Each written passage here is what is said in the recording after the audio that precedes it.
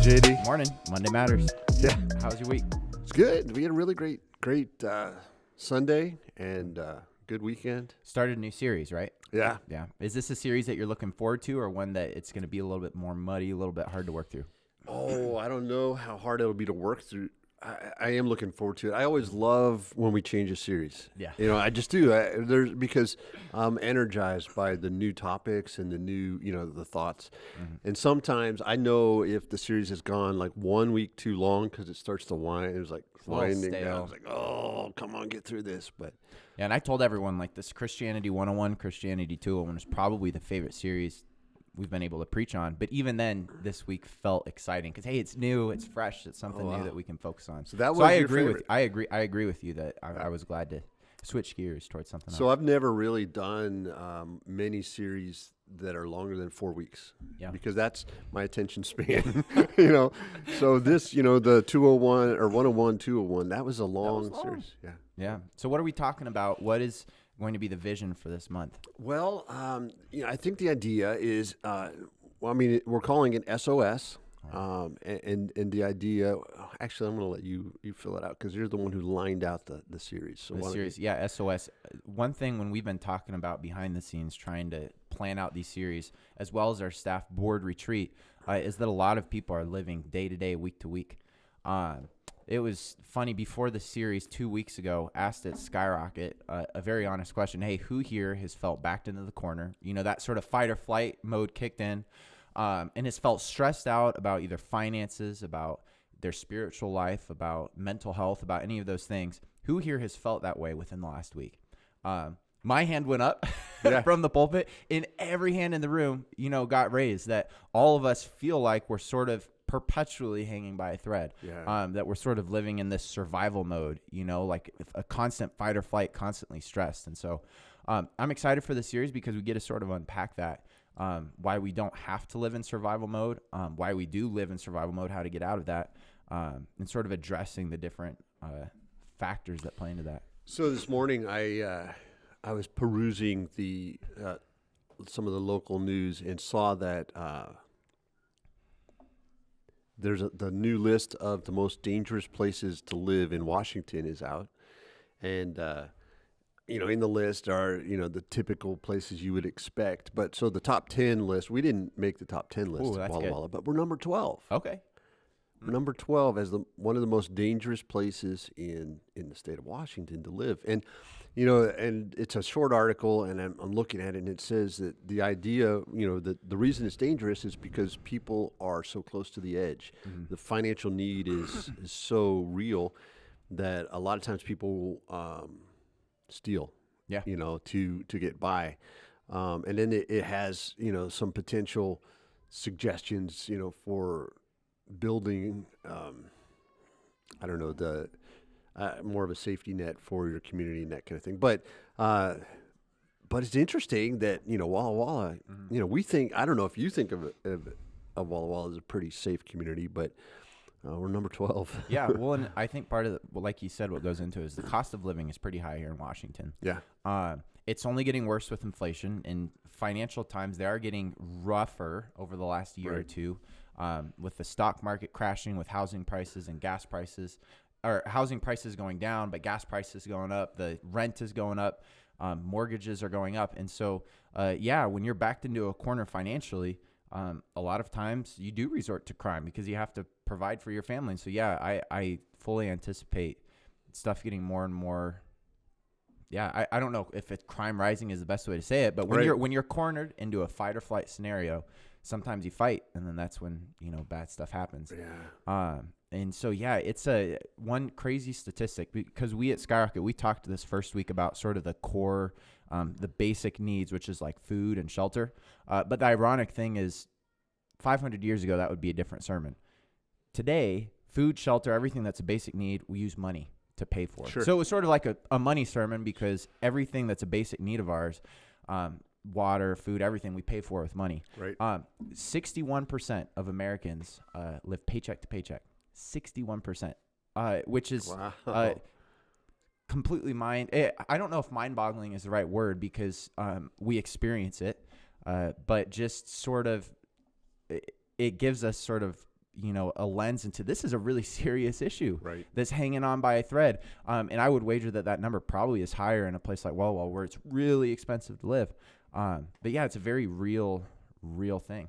Yeah. So one of the dynamics in Walla Walla, and it's a different dynamic in Prescott, I would guess, but one of the dynamics here is the prices of housing, and everything is high, but the incomes are not that high. Yeah. And so if you owned a house, I don't know, 20, 30 years ago, when suddenly the values here started really rising, then you were in, and you kind of beat the curve on that. But if you come in and your wage isn't high, you have a hard time even finding a place. Even rental homes are really hard to find. Yeah, and that's what it's like in Prescott. Is a lot of families that I tell, it's so hard to find housing because it's so expensive and unaffordable compared to wages that are coming in.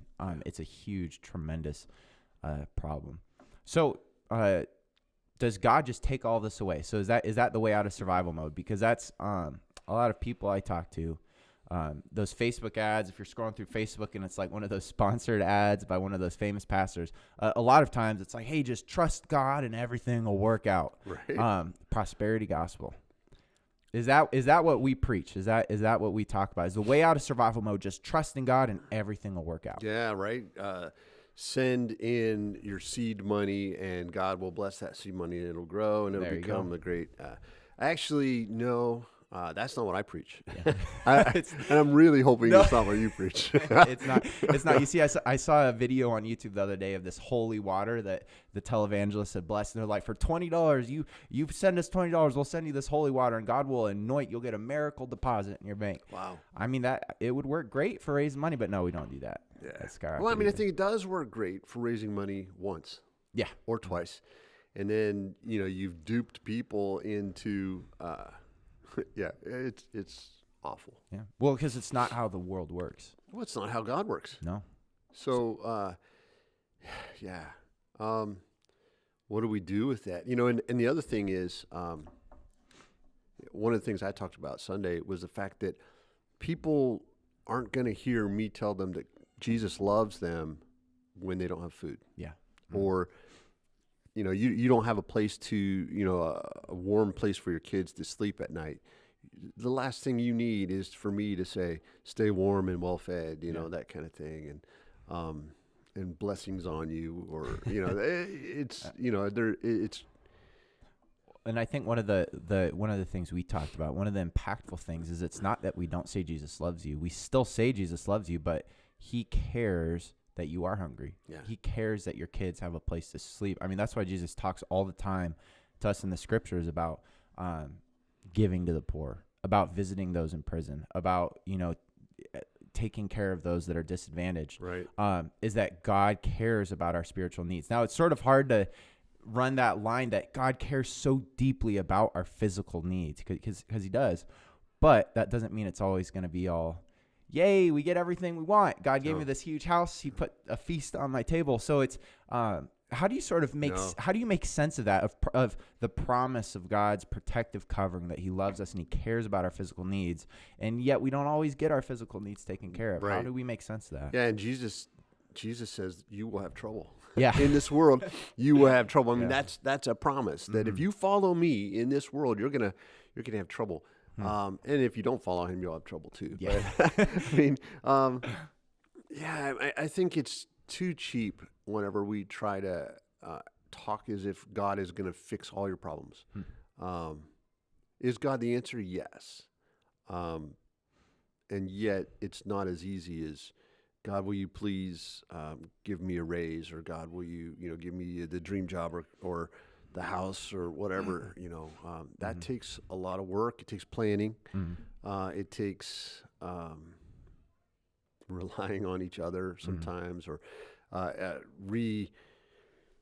rethinking our priorities, all of that stuff. But are we trying to live the American dream? Which I'm not against the American dream, but are we trying to build wealth and have all the stuff, or are we trying to follow Christ and our needs are not the same as our wants, or at least for me. I want a lot of things, but my needs are met. You know, at least personally, I Yeah. find that my needs are met. That's not the case for everybody, but anyway, those are just thoughts, random thoughts. Yeah, I mean, spewing out random thoughts. and I think it's really hard to answer that question is how can God be with us and care about our physical needs, and yet I still might go hungry tonight?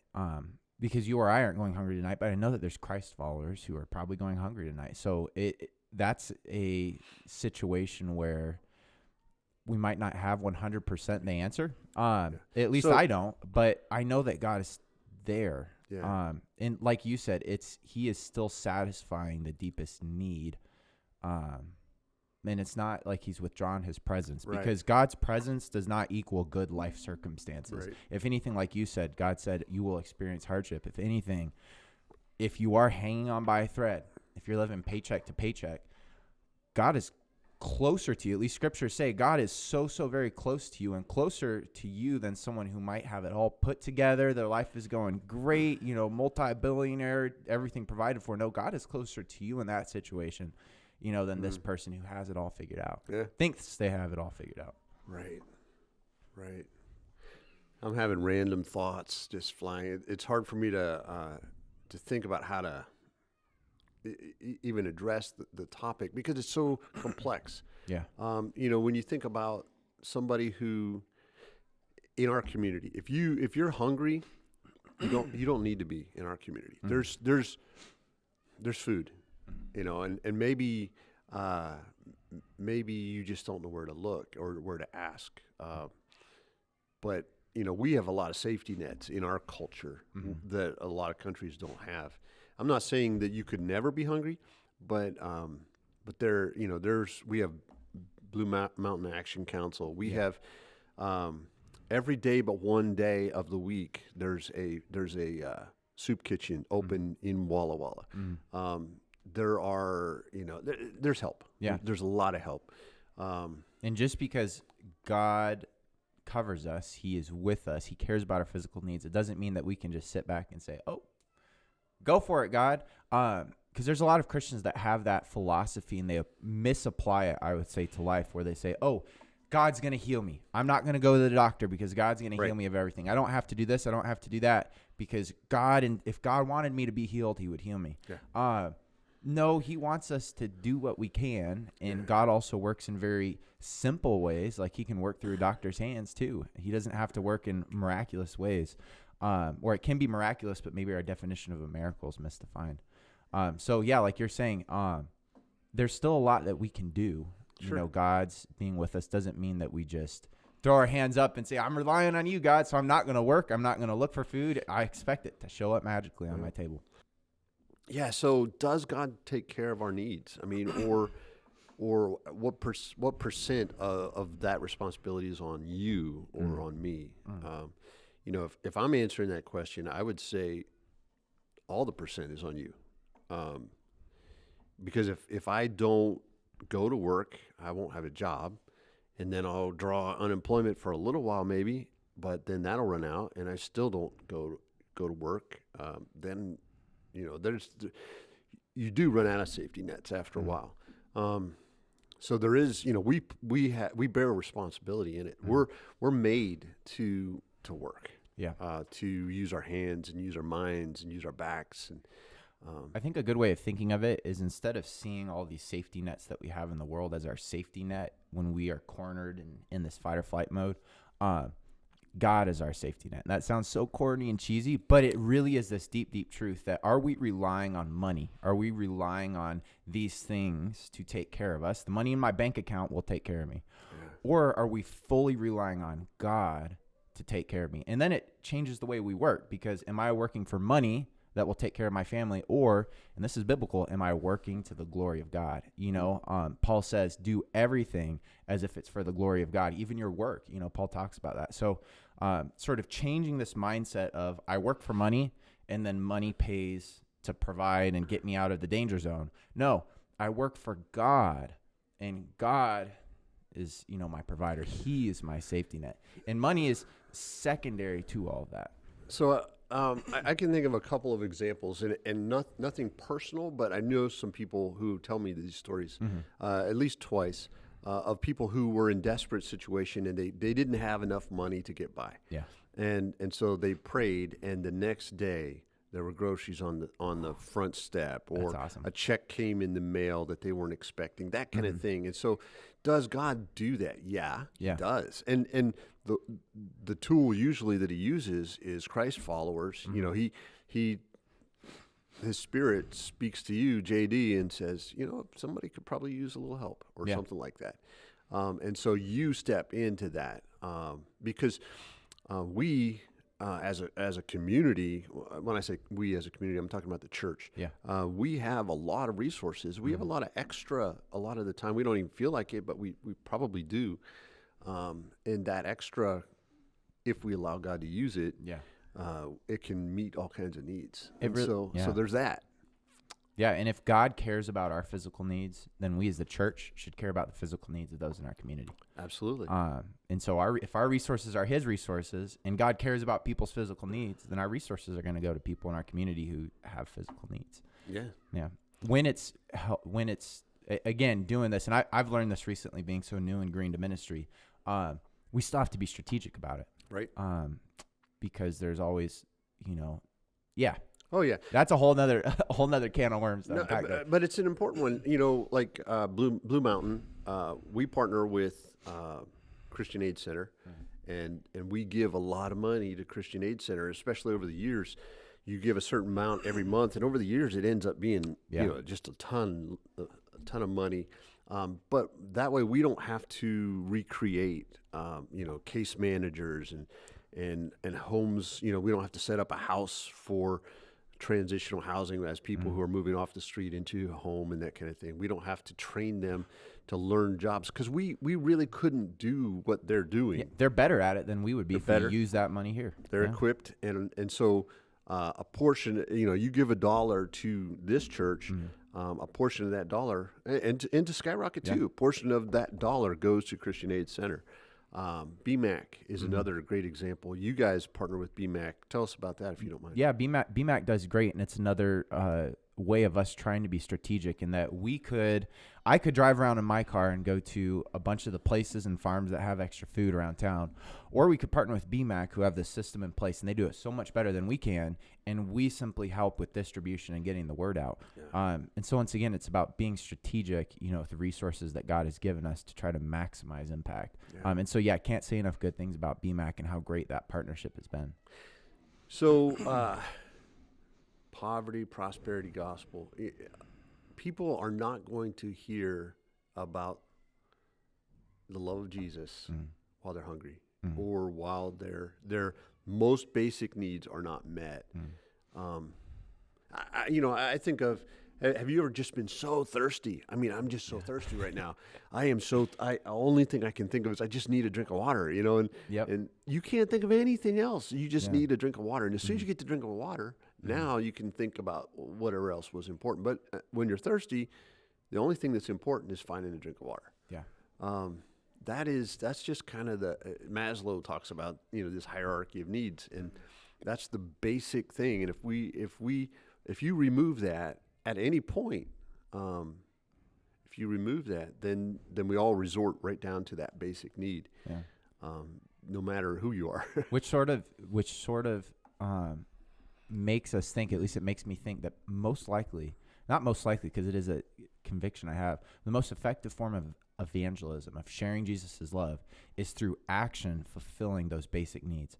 Because you and I could go on the street corner here in Walla Walla and give a deep theological sermon. We could do it. Yeah. We could have one of those microphones and talk this deep theology about, why God is real, all this stuff. Or we could go volunteer with Christian Aid Center, or give part of our money. Working and then giving our money to Christian Aid Center is the same thing as working for Christian Aid Center. In a sense, in a sense, yeah. So, I think if we really want to share the love of Jesus, a lot of times we think that that's an intellectual doing it with our words.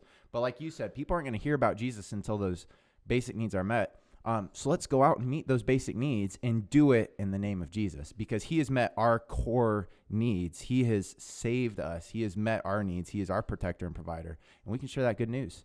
But again, those ears aren't going to be open if someone's hungry, if they don't have a roof over their heads. So the old, I don't remember who said it, the old saying, give a man a fish and he'll eat for a day. Yeah. Teach a man to fish and he'll eat for a lifetime. Yeah. How can we as the church not just give a fish, but instead teach somebody to fish? Yeah.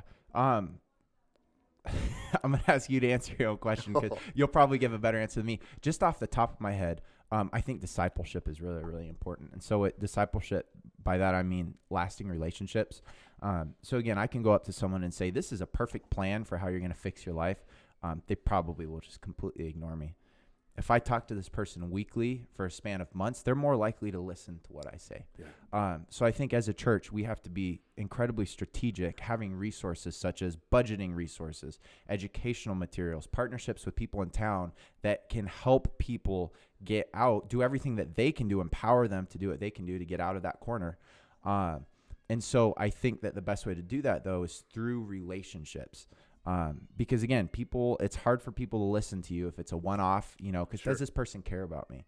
But through discipleship, so whether that's, small groups, whether that's through just getting to know each other at church, whether that's being present in the community, there's a lot of different ways that we can do that. But yeah, I think that it's incredibly important because we can keep handing out fish. But I think the educational part of, like you said, teaching someone to fish, is even more important because that's what breaks the cycle. Yeah. That's what breaks this negative cycle of poverty. What because they're not relying on you to hand them anything now, and then they can teach somebody else how to fish. And we're not really talking about fish. But I mean, I think Christian Aid is one of the Christian Aid Center here in town is a great example of it because. They do education classes. They're bringing somebody in, oftentimes off the street, who doesn't have a home, and they're teaching them, how to live. And so we want to support that.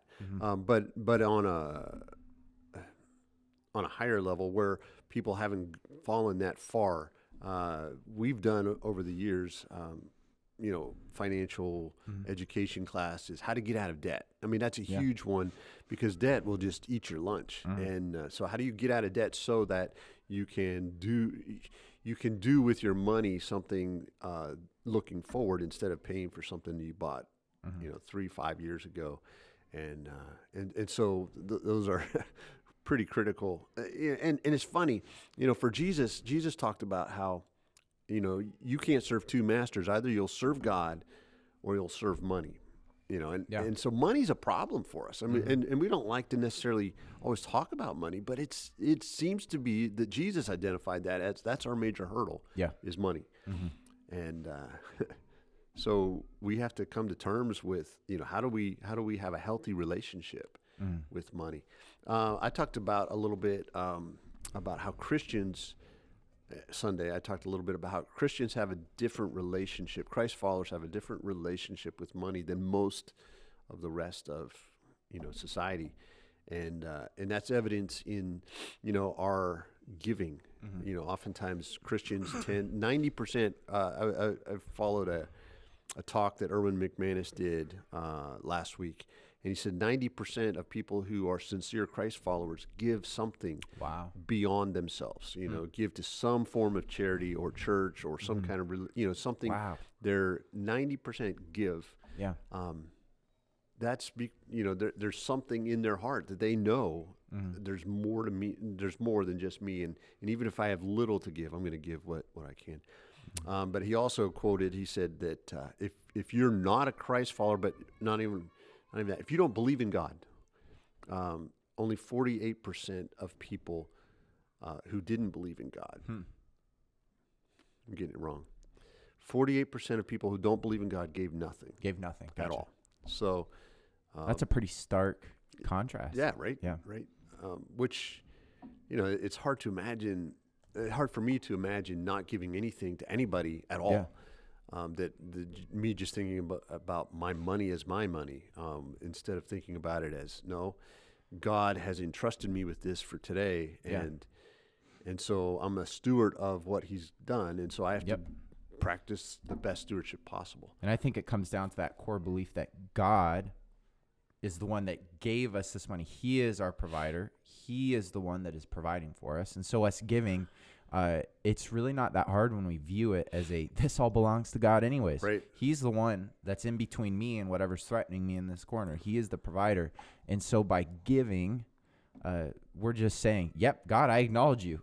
I acknowledge you that you are the one that gave this to me. Right, but it's so people are going to important. push back and they're saying, no, it's my talent that earned that money, or that's my job, and I went to work. God didn't go to work for me, So what do you do with that? I think situations like that have a way of working themselves out. And that sounds bad. No, but I'm being truthful in that when you think that this is mine, I did this, you get in a situation like it's talking about in the Bible where you store up all of these treasures for yourself, and then you get to the end of your life and you realize this was all a complete waste because I'm going to die. And then who's going to provide for me then? Is this money going to be with me after I die? Is this money going to be the one that I answer to? Right. Is this money sitting in the judgment seat? Did this money give me tremendous supernatural peace that only God can give? And so situations like that end up working themselves out, hopefully sooner rather than later. Yeah. But yeah, you and I both know, when you realize that God is the giver of money, giving is fun. It's a joyful thing. Megan and I giving, we love it because that doesn't, not to be corny, but it really brings a lot of joy when you realize that you had nothing to do with it. Yeah. Just work as hard as you can. And if it's a lot, it's a lot. And if it's a little, it's a little, but I'm proud of my work because I didn't work for the money.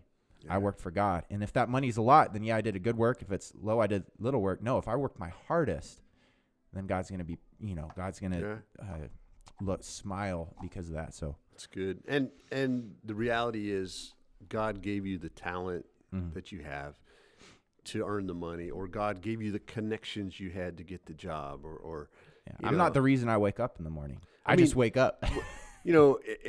In a very real way, we hit the lottery. You and I, we were born in a free country, and we're able to earn and enjoy things that most of the world isn't able to do, or much of the world isn't able to do. Yeah. And so even that is a gift from God. Mm-hmm. And to whom much is given, much is expected. That's right. To whom much is given, much is expected. Hey guys, question real quick. Does God want us to be poor? How do we draw that line between giving everything away or enjoying anything that God has given us? Thanks, Justin. That's a hard question. Oh, you think so? Yeah. What? God, you're going to make me answer it first. Do you want to take a swing? No, I don't. I have thoughts, but I would say God doesn't want us to be poor, and God doesn't want us to be rich. So he gives all of us different talents. He gives all of us different resources. If we don't use them to the absolute best of our ability to further his kingdom, then I think we're doing him a disservice. So to some people, he gives a lot of money, and so they are rich. And a lot of times being a good steward of your finances doesn't mean giving it all away at the age of 30. It means saving it up, making good investments so that when you're in the age of 70, you can give a much larger amount. To other people, he doesn't give much money at all, but he gives them tremendous resources, whether it's the power of prayer, someone who has a spiritual gift of prayer, whether it's someone who has tons of friends, who is very charismatic. God gives all of us gifts. So I guess to answer that, I'd say, no, he doesn't want us to be poor. Yeah. He doesn't want us to be rich. It's to everyone, he gives different talents and different resources, but we have to use them. If he gives us money and we're not using it to further his kingdom first and foremost in our lives, then I do think we're doing God a disservice. We aren't using it for his glory. Yeah. I think there's no virtue in poverty, that we can sometimes get a funny idea that if I have nothing, then I'm serving God the best. And when you have nothing, you are probably relying on God much more for everything because you have nothing. And so in that sense, it feels like you're closer to God. But it's not. Poverty is not a virtue. It's awful. I mean, and when you see the effects of poverty, and you see the suffering, and just it's nothing to. It's not what God wants for you or for anybody. Neither do I believe God necessarily wants anybody necessarily rich. But he does give some people the gift of making money, and to whom much is given, like you just said a little bit ago, to whom much is given, so much is required. And so the money that I make, it can't be just for me. Because if it is just for me, I have got to give an account to God for it, because he actually gave it to me as a steward, not as a possession. And so I don't believe God wants us poor. Yeah. Yeah. And I don't know if God could trust me with wealth. Yeah, well, and that's one thing I would say as well, is to those whom God has given finances. I mean, Jesus is pretty explicit. It's harder for a rich man to enter the kingdom of heaven than a camel through the eye of a needle.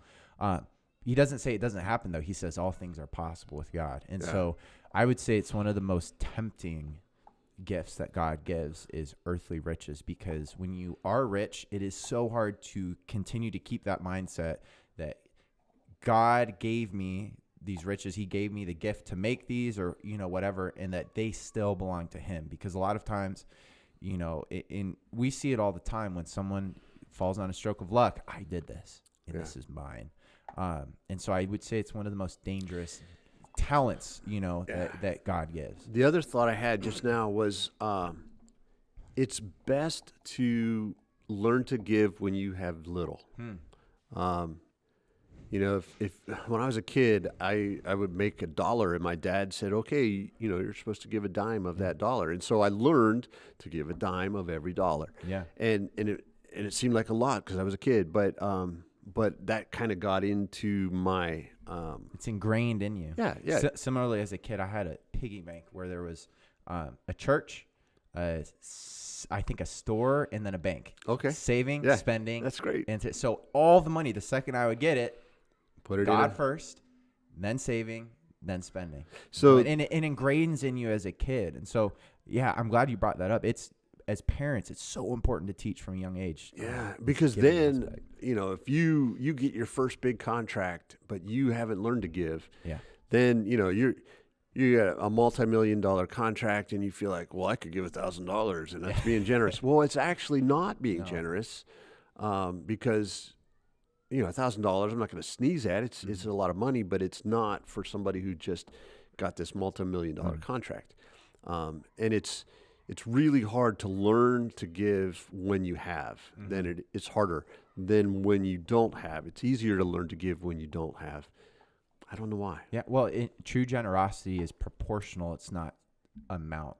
Jesus looking at the woman who throws in 2 coins, and everyone scoffs at her because she's poor. And Jesus says, no, she's given more than everyone else because that's all that she had. She gave everything she had to give. Yeah, and so you can be rich and give this big, large amount, but if it's a small proportion of what you have, you're not doing much. And that sounds mean, but it's very, very true. Jesus himself says that to whom much is given, much is expected. Yeah. And so it's more of a proportional game rather than a lump sum. And there gets to be a point where you have everything you want, or not everything you want necessarily, but some people get to the point where they have enough wealth that they really have everything they need for sure. But it's still hard to give. Yeah. And that's because they probably didn't learn to give early. And that's why it's so important to, if you've never given, and this isn't to you, this is to them. Yeah. If you've never given, here's the thing. I would say start with a percentage, and pick a percent. Say, I'm gonna start giving 2% of my income. And really biblical, tithe is 10%, but start at 2 or 5% and then work your way up so that you can kind of adjust your spending. You can adjust everything. So it's going to sound funny, but I believe that as I give to God, that he blesses the things in my life, and that my 90% that I live on actually goes further than my 100% would. And that's not magic thinking.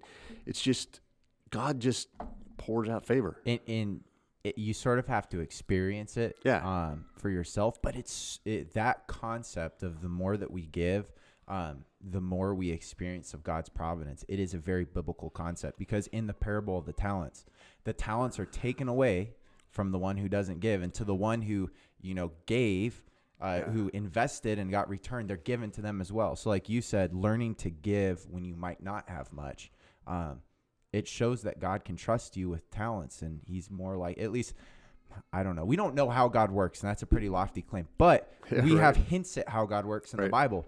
And so I'm with you 100%. It's what I've experienced in my life, as well as many people I know, that when you're faithful and you give, God tends to give more because you can be trusted with more resources. Right. Yeah, and I think we as Christ followers have a different idea, a different relationship with money. Mm-hmm. I think as we give, we prove to ourselves that we don't worship money. Yeah. We prove to ourselves that we worship God, and that's a really important thing. Yeah, good stuff. Why does God want us to give our first 10%? Yeah, so that was a great Justin. Justin had this really cool metaphor last week, and I actually used it as a sermon in my sermon this week and credited him. Yeah, that there is a very huge difference between giving your prime portion, and your last portion. And the illustration Justin used was of this pizza, right? I told everyone to close their eyes and imagine a pizza. You take one piece away, you still got a lot of pizza left. Right. Now, scenario number 2. Okay, this slice of the pizza is going towards my mortgage or my rent. This slice of the pizza is going towards utilities, gas money, this, that. And then you're left with 1.5 slices. Taking away a slice of pizza, that's a lot. Right. Giving that to God is a lot. There's a huge difference between your prime portion, your first 10%, your last. And not just that, not just is it easier because it's at the beginning, but also it's an act of submission. If we give to God last, then we're saying that my mortgage comes before God, this comes before God. All these things come before my giving. But that's twisted. It's supposed to be the opposite. By giving first, we're showing, like you said, that act of submission, that act of worship that God, you gave. All this is yours. And so I'm going to submit and worship you and show that my submission to that by giving first. So, and then we can go to the biblical model, how God says, bring the best of your flock, bring the spotless, the absolute best, and sacrifice it to me. So, yeah, just can't say enough. And it's great. I'm glad you brought it up. It's so, so important to give your first prime portion, not your last. Yeah, because if you're trying to get, if the last check you write, does anybody write checks anymore? I don't even know. The last, whatever donation, whatever comes out, usually what's left over isn't much. Yeah. I know that if I wait to the end, there's probably not going to be much left at the end. In fact, it's easy to overspend and find yourself without anything. So, yeah, good question, Justin. Hey, good conversation. Great. Yeah, thanks. Hopefully, we'll keep on rolling through this series. Yeah, I'm really looking forward to the next few weeks of the series, because there's a lot of ways that we're hanging on by a thread, and so it'll be a good few weeks. Absolutely. Yeah. Okay. Well, thanks. Monday Matters. Good See you talking next to you. week.